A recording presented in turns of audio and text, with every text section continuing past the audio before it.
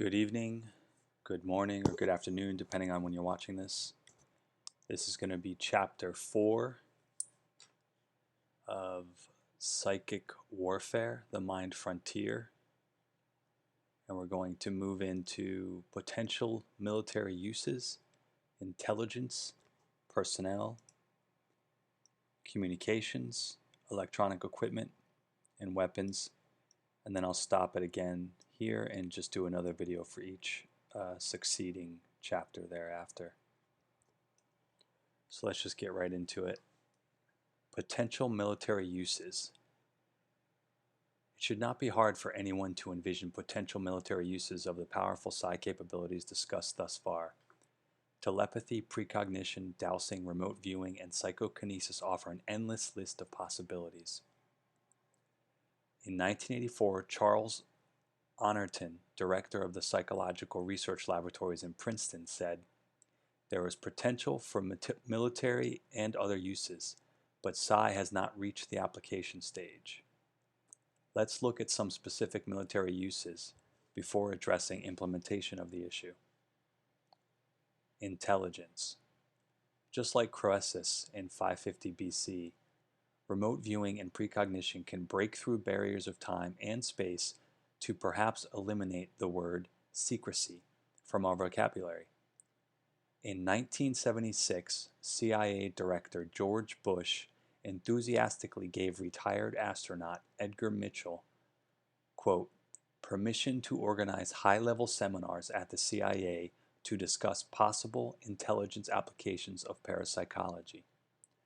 Although interest waned in 1977 when Admiral Stansfield Turner replaced Bush, it shows there are others who see definite psi applications for the intelligence community.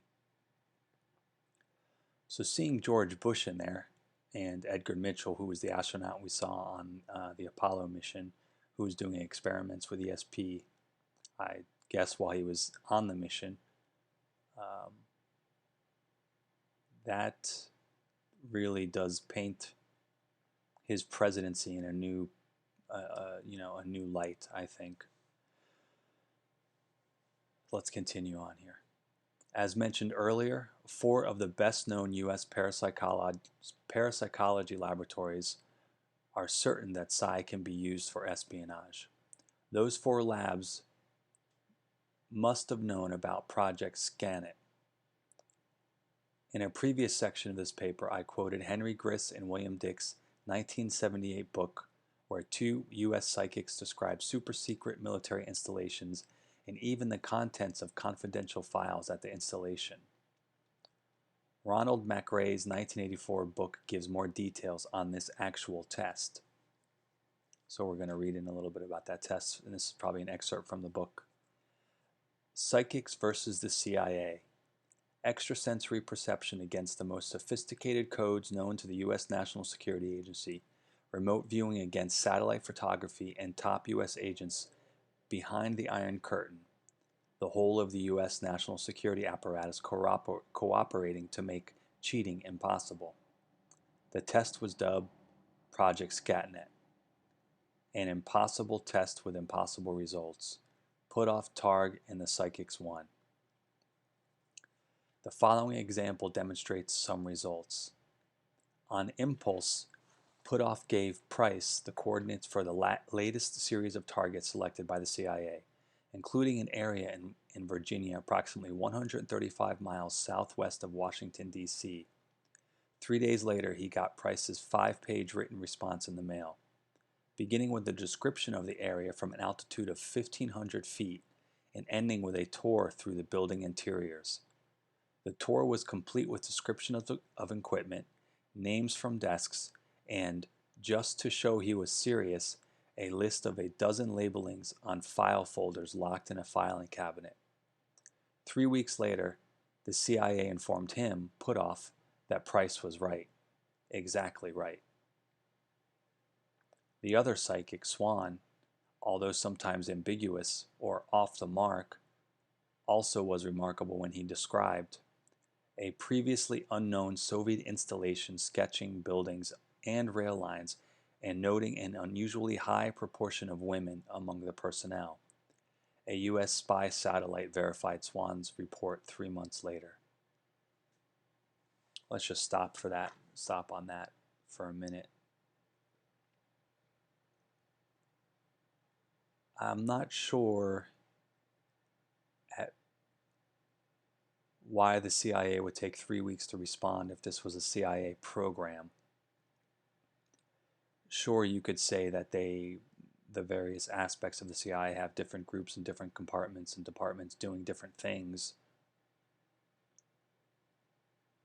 But if I were someone on the outside and you were asking me money for this, my question, knowing what I know now about the news and the way things are handled with the Smith-Mundt Act and Five Eyes and things like that, I mean, could they have just said yes to continue pumping money into it, or could they have, I mean, what would the risk have been if this book was already published? And it's my understanding that before people publish books like this, especially contractors who sign these contracts with the CIA, the NSA, the DoD, they most likely, they send these books to those people, those agencies, before they're published. So it would have had to have been approved by someone, signed off on as is, or with whatever might have been removed or added. And at the same time, there's that continuing sort of belief or understanding that a lot of programs were falsely created in order to funnel money into other black budget projects. Now, to me, the fact that this isn't considered a black budget project in comparison to the things that we know now, 30 years later, I think is a significant point of interest, because why wouldn't this have been a black budget? This is extremely high level. This is, as the lieutenant colonel tries to explain in this document, it's an extremely powerful tool. Yet it was allowed to be made publicly or available publicly via media, via publishing in books. Granted, the books came out in the 80s, but and I see, again, that correlation of Bush Sr. being the CIA director at the time and then going on to be a president. There's a few things, there's just a few holes, I would say, and to just, I don't know how to say it, but I guess prime, again, would be another word, to prime the audience or whoever's listening to this. There are remote viewing documents for the OKC bombing, where some remote viewers, or what's called extended remote viewing or coordinated remote viewing, which is CRV and ERV, apparently Puthoff was handed documents or was told the one to facilitate this, but he was given a remote viewing session where people had either discovered evidence about the OKC bombing or maybe the truth about it, or right at the same time. I mean, I have to ask, we know that there's a lot of skepticism about how the OKC bombing went down. So my thought there is, if the remote viewers were being used in some way, if they were able to actually figure out what happened, and that if it was some sort of lie or false flag, that's a threat to whatever organization was responsible for that. And then later we find out that the FBI has their own, they were trained in remote viewing. This was brought to their attention that this was capable and possible. I personally know that I've met one person personally when I was in my early 20s who most likely identified the skill set in myself via a little test, which means they would have been aware of it themselves, or excuse me, he himself would have been a functioning psychic. trying to formulate a thought for where I want to go with this before we begin reading again, but the cart before the horse is the only phrase I can use, right? So if the remote viewers were able to anticipate and deliver a viewing session that showed this might happen, or that it did happen, after it happened, they retrieved this information, how would that be handled by a corrupt group? Would you then say, well, maybe what we'll do to keep the program going is we'll say that these guys helped us, even though none of this is true, right? Even though this session is completely wrong, but we'll craft the entire narrative around this session, and we'll get additional funding. Or these people are a threat to us, and these false flags and these the way we're redisseminating information into the populace, um, these types of covert programs that the CIA and the NSA are running are a threat to these covert programs that we run in the media. Does that make sense?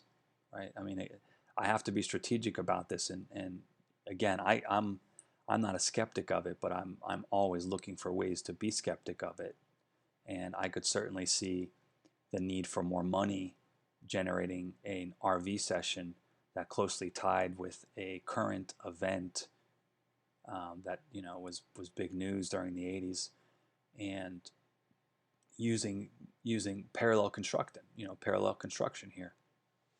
So I could see that occurring. Now, on the other hand, I know that there were remote viewing sessions performed by the Army and then passed off to the FBI involving the Lolita Express. Those RV sessions are also available. You can actually go into the CIA Crest Library and type in literally Lolita Express, and you should come across some Stargate program documents, because that's where everything falls under, generally speaking, most of the time. The scan. Let me look at this word again. Project Scanet. Project Scanet. I haven't done a lot of. I've found the word a couple times in various documents, but I actually have never specifically looked for that one. I have been told to look at that by people in forums who have followed some of the stuff that I post and share on other platforms. But like I said, there would have already been a contingent either tasked with defending against ESP or espionage, or conversely, someone looking to figure out how to continue to propel it forward and continue to get Congressman Rose, Congressman Claiborne, Congressman Fassel, I think it was Fassel in the previous chapter. There's a lot of ways. I mean, the Lolita Express stuff alone, because it was a vessel and it was off of the which coast, I forget where it was, but one of the remote viewers intercepted the actually, guys, I'm right here, I'm live now. Let's see what we can do.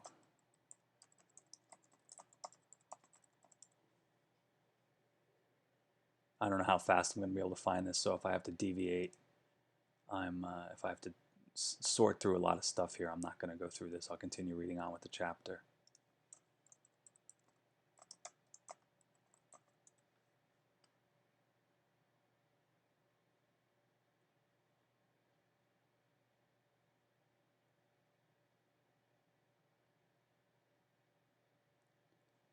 All right, let's just try.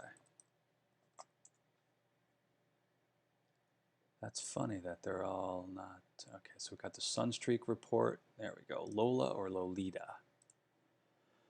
So this was in the program called Sunstreak, and Sunstreak would have been that whenever the names change, that's an indicator that another agency has been tasked with the same type of research, or what they were doing is when a certain amount of research accumulated, they would then not task the existing group with adding or advancing upon it, but they would kind of box it up, move it to a new team who's going to be fresh eyes and fresh enthusiasm, and then tell that team to begin doing something. And that basically evolved all the various programs to come up to one, unified program method. Let's look at this document here. So you can see that Stargate. Okay, so number 4 reported that the current location of the vessel is 19 west, 76 west, 19 north, 76 west. The vessel will travel north to 22 north, 74 west within 2 to 3 days. The vessel will offload contraband in the Gulf of Mexico at Jefferson, Louisiana within 10 to 14 days. The name Lola or Lolita is somehow associated with this smuggling operation, either as a call sign or a second vessel. Tab A is a map summarizing all the current locations identified by the viewers. Now, obviously, anybody who's just seeing this for the first time is going to say, well, that doesn't mean it's the Lolita Express, but if you do a little bit of research into that entire, I don't know, the time period when it happened and all the news articles that appeared then, that time period itself, you'll see that this is basically what they discovered. And the Sunstreak project was I'm almost positive was the Army. So these were Army remote viewers who were tasked with, Dominican Republic, the target vessels in communication with control station identified as blah. The customer provided the following EEI. This is vicinity. The vessel will offload the contraband in the vicinity of Hollywood, Florida. The vessel is carrying marijuana located near the stern and on the starboard side below the waterline. So yeah, it could have been just weed, right? But the term Lolita Express means something entirely else when you search for that online and you Google through that. So it's my understanding that the remote viewers overall, if there were false flags occurring and fake news being propagated, who do you think would have figured that out? Even now, who do you think would figure that out in 2019? So let's get back to this. You guys can check this out here. You can just pause the video and go and see what I did. So let's pick up where we left off right here. Another example involved Navy Captain Joseph L. Dick, the leader of the Defense Intelligence Agency's office responsible for gathering evidence in potentially live MIAs. He used psychics and said, "Some of their leads have checked out. They've been able to visualize aircraft crashes, and we found the wreckage where they indicated." Remote viewing is obviously a capability well suited to the intelligence business and unobstructed by distance limitations. Jupiter had faint rings like those of its neighbor Saturn. Astronomers scoffed at this claim. Carl Sagan called it ridiculous. 9 years later, Voyager 1 sent back pictures of the Jovian rings. So he's making, the first sentence. Remote viewing showed that the planet Jupiter had faint rings like those of its neighbor Saturn. I'm not aware of that, and I'm not aware of the date that Jupiter was discovered to have had those rings. But again, if I were being a skeptic, I would just say, well, a lot of people recognize how much of NASA's video footage and photography is digitally rendered and digitally created, and nowadays, almost entirely looks like it was compiled through a CGI program. And I would say, well, you're just doing the cart before the horse, and that's what we're looking at here. We're just trying to continue this program, and NASA obviously being a part of the intel groups and intel agencies as well, went along with it, right? You could argue that. You could literally say that because of the amount of skepticism that surrounds both ESP and telepathy as well as NASA. There's plenty of opportunities to create dissonance here. And with that, I think that we all have to just be aware of that, not be skeptical. Like I said before, prayer works. I do think that meditation works. I myself know of other methods that work, and the concern that I have is why wouldn't it? I guess the concern I have is that the weaponry, or where I'm sort of making the correlation is these psychotronic weapons are deployed as consumer goods now, and they're basically all hindering people. And I think that on top of hindering people, they also have very specific and very concise ways of identifying what we call potentials or talents and things like that as well. I mean, we're talking about people who basically had unlimited funds, plenty of passion and desire, and under the fear of war constantly, or creating the fear of war, and doing all this stuff. I mean, anything's possible. If you've ever worked in a creative environment, or you yourself have had to work in like an emergency situation, and you're surrounded by a good team, or you have a bunch of people that you believe in and trust in 100%, you really are capable of amazing things. You're going to get through it. You're going to do some pretty impressive stuff. And some people will be like, I don't know how I did it. I just did it. It was instinct and blah, blah, blah. Other people are going to be like, well, it just came to me and I just followed it. And all of those are variations of telepathy and ESP, the hive mind, and things that we've spoken about in the previous videos, as well as things we're going to get into in this document here. But like they said, everyone experiences it, everybody utilizes it. It's just that we don't know how to translate it and correlate it into something approachable by ourselves, or in some cases people are taught that it's demonic, or as the lieutenant colonel stated, there's just too much skepticism from various components of social groups. So personnel. Before discussing potential personnel applications of the psi, let me remind you that at least 4 of the U.S. best-known parapsychology research laboratories are certain psychic powers might be used to physically harm, sicken, or kill individuals. Their confidence is probably based on experiments like that done in 1975 at San Francisco Medical Research Institute with psychic healer Dean Kraft. And we have a pull quote. He was to try, physically, to lower the blood pressure and heart rate of a laboratory rat in a plexiglass cage. The observers, however, had an opportunity to watch for 20 minutes and record the steady decrease of the rat's heart rate, all the way to 0. He mentally killed the rat without any contact. Similarly, Nina Kolagina, now that was from Cryptological Aspects of ESP, of the Soviet Union, is known for her psychokinetic abilities. After just 40 seconds of focusing her mental influences, she was able to completely stop an isolated frog heart from a distance of about 1.5 meters. When we examined it, we found that it was torn apart as if bombarded by lightning balls of microscopic size. The energy flow can reach incredible intensity. For these examples, we see the lethality of this type of psi. Soviet interest in these capabilities is nothing new. Targ notes, experiments that feature induced pain or behavioral manipulation at a distance have been the distinguishing characteristics of almost all official Soviet psi research since the early 1920s. Well, there we go, another date. From the mid-60s until the mid-70s, the KGB beamed mysterious microwave radiation at the U.S. Embassy in Moscow. This bombardment did not exceed U.S. health standards, but did exceed but it did exceed the Soviet standards. Why are Soviet standards more rigid than ours?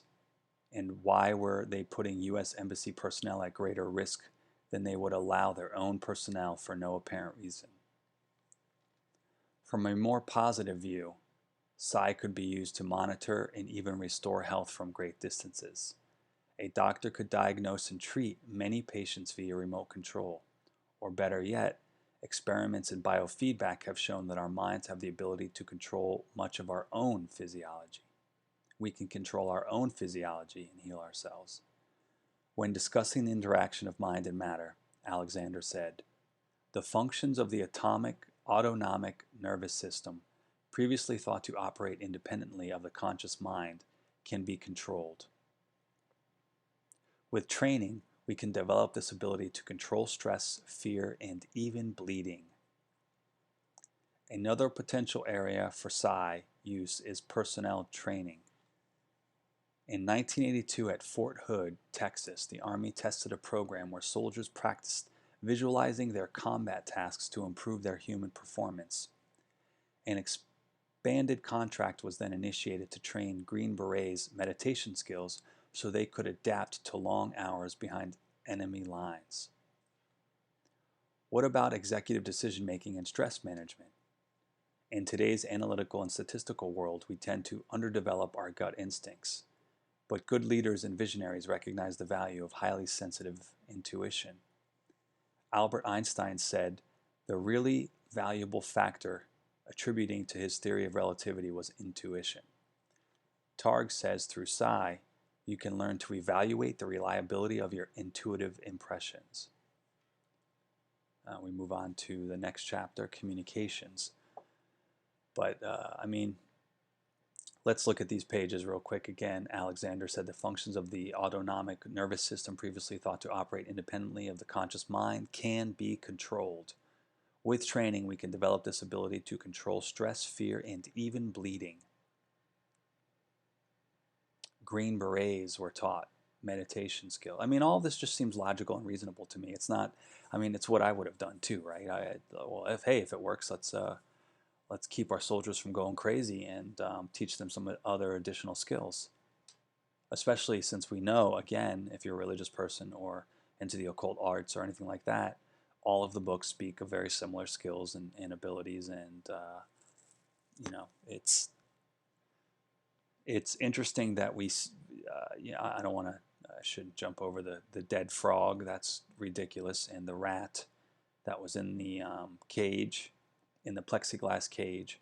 Now, I personally have been able to do that. I've actually made a few impressions on doctors with my heart where they took my blood pressure and it was a little high, and I was like, that was a little wrong. That's not, and I ended up lowering it down myself to like 20 beats per minute just by focusing on it. And that was when I was provided a comfortable space to sort of meditate and do it. These days, because of the anxiety that most of us have to just carry on a day-to-day basis related to all kinds of other things, I don't know. I haven't really tried it, and I should, but actually I will. I'll do a test for that later. This killing of a frog as it's being bombarded by lightning balls of microscopic size. That's interesting. I guess, there's other research that's been provided on various platforms where, and even a few sessions that I had myself, that it was transmitted to me that some of these psychic spies are taught to target body parts, not to kill, but to target body parts. And because they cannot visualize or memorize all of the internal parts of the body, or truly know what the heart may look like of another individual, instead they're taught to target things like the ankles or the wrists, or more superficial things. And then it was later sort of translated and communicated to me that I should look at ancient the things that people wore in ancient times, why they wore them, why there were wristbands and ankle bands and belts and all of these other things. And yeah, I understand it could certainly be part of cultural context, but at the same time, it's in light of all of this knowledge, wouldn't you want to reevaluate that and just, perhaps it was military regale, maybe there were forms of not just what's the term, the protection spells or things like that, but because of the types of metals you wear or leather or things like that, you're protecting your body from these waves as well, because we later find in other documents that these are naturally occurring phenomena that may travel or may not travel along the magnetic fields that supposedly, the terrestrial magnetic fields that traverse the Earth all the time. And then we also find that microwave is one of the few types of methods that we can actually harness into a weapon outside of electromagnetic. And then we later find that we can harness electromagnetic weapons as well. And I think this document may touch upon that a little bit. So it's it's worth looking back into history as well. And I mean, it's always been interesting to me how much clothing a lot of people wear. And I just think, I mean, I've lived in Florida for a while, and it's like, you're doing everything you can to find the lightest material, the thinnest material on certain days, because it was so hot, so ridiculously hot. And other people, they're so used to it, they walk around in a shirt and a tank top and they're fine. But how were people doing it then? How are they doing it then? Was there no sun? I mean, how are they doing it? You look in the desert and you see these outfits that people wore, supposedly in the Middle East and in the ancient East. And I mean, what was their biology like, their physiology like, that they could wear all of this material and supposedly walk around and traverse and march across all these deserts, and you say, oh, well, they were physically fit. Like, well, I have a thought on that too. I'd like to know where all the farms were, where they were getting all this meat and all this cheese and all this butter and all this other stuff, because these lands and these ruins don't look large enough to support some of the numbers we hear about the wars and the populations of those times. And then when you look at what it takes for us to just feed America now, the amount of farms it takes and the back and forth trades that we have, bringing food in and out on a daily and nightly basis and stuff, it's it's hard to fathom. It's hard to imagine all that stuff. It is. So my point with that, closing on this and moving on to the next chapter, sorry if I got a little long-winded there, but we have to re-examine a lot of stuff. Those of us who don't have 15-year academic educations in private institutions, even those people don't have a full picture themselves, because they're just sort of sticking to what they know and buried within their own sort of narrowed niche of knowledge, whereas a lot of us kind of have this overgeneralized knowledge, and it gives us a broad view to make us feel comfortable, but it's overgeneralized. It's highly overgeneralized. All right, so communications. Just think of the possibilities telepathy provides in the area of communications. Direct mind-to-mind link-ups could eliminate security problems and provide direct access anywhere without equipment dependencies. Soviet researcher Paul Naumov described an experiment where a mother rabbit was placed in a laboratory with electrodes implanted in her brain to monitor activity. Her baby rabbits were taken aboard a submarine, which then submerged deep in the ocean. At synchronized times, the baby rabbits were killed, and at each precise moment, the mother's brain reacted. That's sad. That makes me so sad. This innate form of communication, which traversed great distance and ocean depths, may be the source of many natural instincts. When asked in an interview about the limits to man's extended mental awareness, Targ responded, "One of the conclusions of our decade of research at SRI is that we found no bounds for psychic functioning. As physicists, we always try and look for the limits of phenomena, but what we find is that electromagnetic shielding does not interfere with psychic functioning. We even went to the extent of having remote viewing experiments conducted with the viewer submerged in a submarine under 500 feet of seawater. That greatly alters even the lowest frequency of electromagnetic waves. But we found the viewers perfectly able to do remote viewing from the submarine, just as they had done on dry land. We also found that they were able to look across distances up to thousands of miles away. So from our experiments, we found that neither distance nor electromagnetic shielding interfered with psychic functioning." To add to that, saline water is a great conduit for psychic functioning, and it does help currents travel. I'm surprised at the electromagnetic shielding. He said electromagnetic shielding. That doesn't, I don't think, I don't know if that means that they were using an electronic device to generate magnetic fields, or they had material synthesized that would typically block electromagnetic pulses but was unable to block psychic functioning. I would need a little bit of extra information on that. Bearden goes even further. He postulates that through the use of psychotronic electromagnetic scalar weapons, all forms of electronic communications are vulnerable.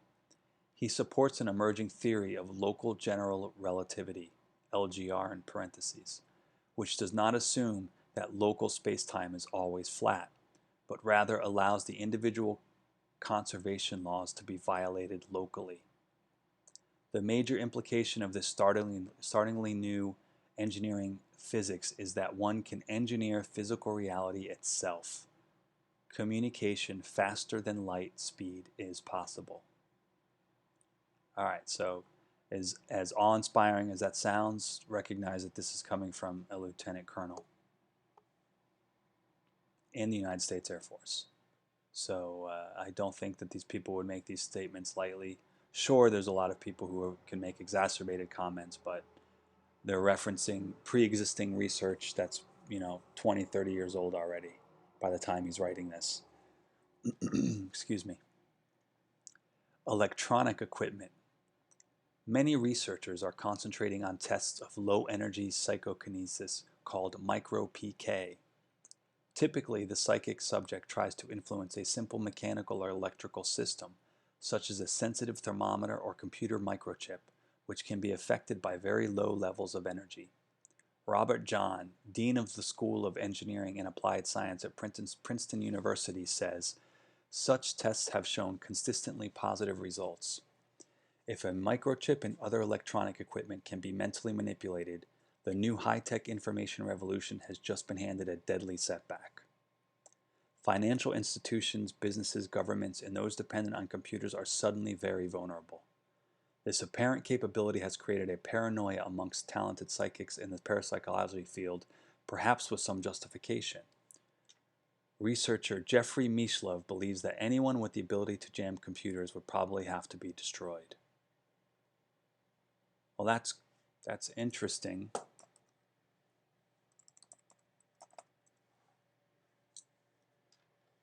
Let's see.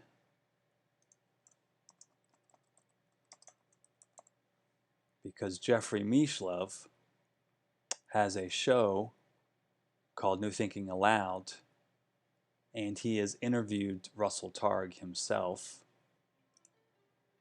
and many, many other scientists, psychedelics and spirituality, hallucinations. This is a program he had in the 80s, and I find that now he's created a program where, look here, right? Actually, here's Russell Targ right here. This is what Russell Targ looks like now. And there you go, the strength and reliability of remote viewing with Russell Targ. However, researcher Jeffrey Mishlove believes that anyone with the ability to jam computers would probably have to be destroyed. And now he is on YouTube promoting Russell Targ. You could say, well, in his youth, he had some various belief systems in place, right? Sure. That's I'm a little distraught by that, actually. That did throw me off. I did not expect that, since he is such a proponent of bringing on people who believe in it to talk about it. I wonder if any of his colleagues know that he said that. All right, let's get back to reading here. How big of a step is it from being able to mentally stop an elevator at will to manipulating the computer or electronics of a weapon system? Weapons, next chapter. Through psychotronics, Bearden says almost every weapon system we presently have or are developing is vulnerable to scalar EM weaponry. Once again, we see existing weapons and technology possibly falling prey to a new weapons generation called psychotronics. He developed this weapon list in 1980. The following list enumerates all the probable Soviet psychotronic weapons that I am aware of. Electromagnetic field canceller, electron current canceller, death radiator, free energy generator, psychotronic bomb, brain link, brain probe, disease radiator ray, emotion radiator ray, anti-submarine systems, teleporters, prototype in parentheses, force generators, orthoframe generators, quark antiquark rays, distant telepathy, nuclear radiation inhibitors, mental implantation, ABM systems, mid-course and terminal,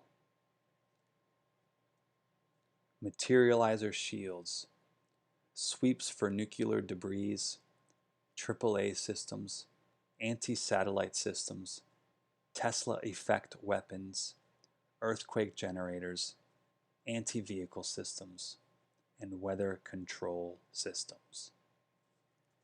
That's funny because I would say 80% of these the military has and has bragged about, and the government has made laws against it and for them. He and others have continued monitoring and documenting instances where they believe these weapons have been tested, theorizing the possible effects and matching them up with real-world paranormal events. Typical incidents he describes include a Tesla weapon at Sarashagan, scalar potential interferometer, nuclear flashes off the coast of Africa, the 15th of April 1979, Yugoslavian earthquake, a Tesla shield sighted in August 1980, a continuous Tesla fireball in Lithuania on 10th of September 1976, a continuous Tesla EMP globe in Iran, East Coast aerial blasts, high burst registration in parentheses, question mark, in 1977 and 1978, booms in Delaware in 1982, and laser blinding of U.S. satellites in 1975. More recent incidents include abnormalities during Titan launches, shuttle launches, and even associated weather anomalies. Think. The ability to manipulate the weather would allow you to literally control the fog of war. But Bearden's 1986 apocalyptic message foretells of an ultimate destructive power. There is a special time bomb ticking away for all of humanity. For the first time, the total destruction of our entire biosphere, and perhaps our entire solar system, is only moments away from the finger on the trigger. Just how feasible are these potential military uses of psi? On that closes this chapter up in this video here, and that's some really heavy stuff to consider, but I mean, what's funny is that a lot of the things that were mentioned that Russia was doing are on YouTube. There's videos of all these various things, like the Tesla shield, the fireballs, the big booms in Delaware, and I don't know what kind of coincidence that is. I'm not thoroughly impressed by the fear mongering that goes on through this, because I just don't. I don't know.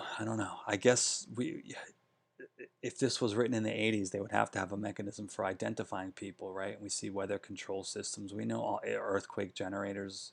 We know all this stuff is real. already now.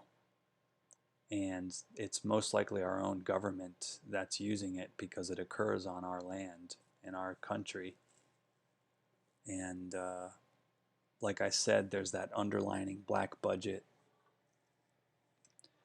parallel construction lie that goes on where you blame the other side of doing what you're actually doing. And I'm, I don't I don't doubt that Russia is as advanced as we are. I don't trust any of the TV that I see of Russia.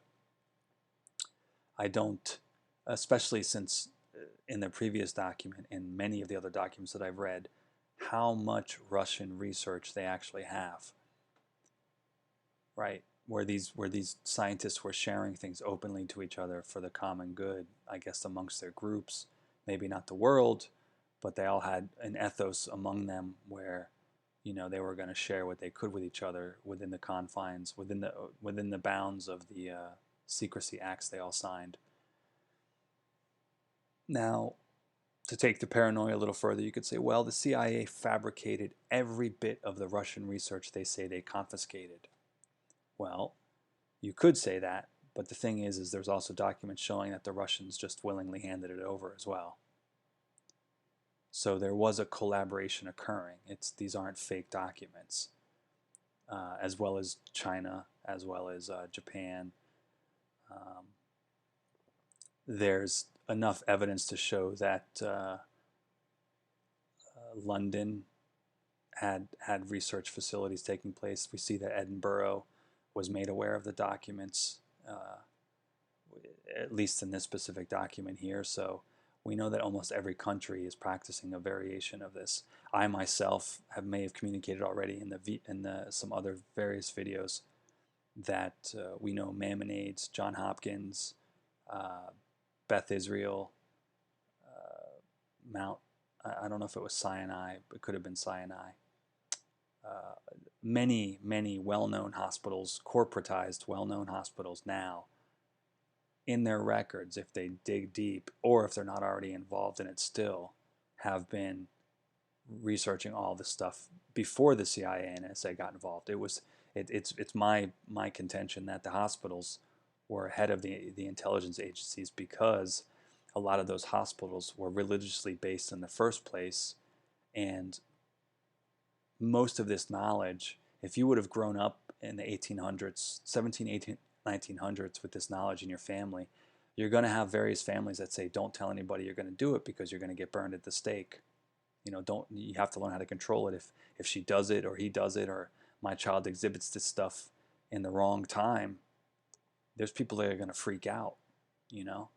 And then if they can't get me to control it or her to control it, what's going to happen to the child, right? Are the psychic police going to come out? Because they're going to have to be a psychic police. Because if this stuff exists with all these weapons that they say have already been developed or most likely being developed by Russia, and this is 1980s, I mean, how long do you think they've had this stuff? Or how long do you think they've been researching it?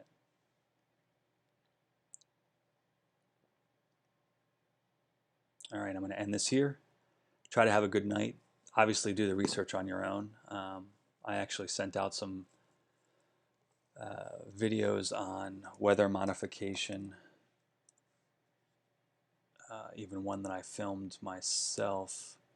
I can't show it right now. And everybody knows it's real.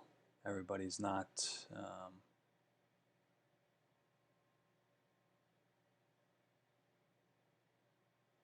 I don't know why we wouldn't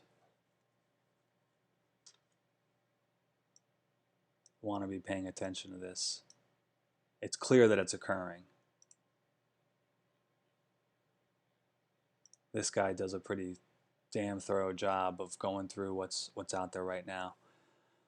And this book here from this woman, Elena, I think it's Alana, it might be Ellen, Freeland's lecture in Portland last week. I guess she's out giving lectures, but she actually has a book published. And then he says, I've known Elena for 5 years and we talk often. I also recommend everyone read her thorough books and have been blessed to be included in her 2 most recent books. So she has two new books. The book that I read was from 2018. Um,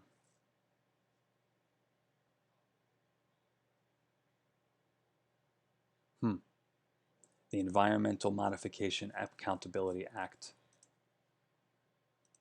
And then we combine that with Jeffrey Mishlove, who I'm going to have to quote because I was a fan, Jeffrey. I was a fan of your show. Researcher Jeffrey Mishlove believes that anyone with the ability to jam computers would probably have to be destroyed. Why would you? Why? Uh, oh my goodness! I gotta end this. Anyways, have a good night. Enjoy yourselves. Always take a break.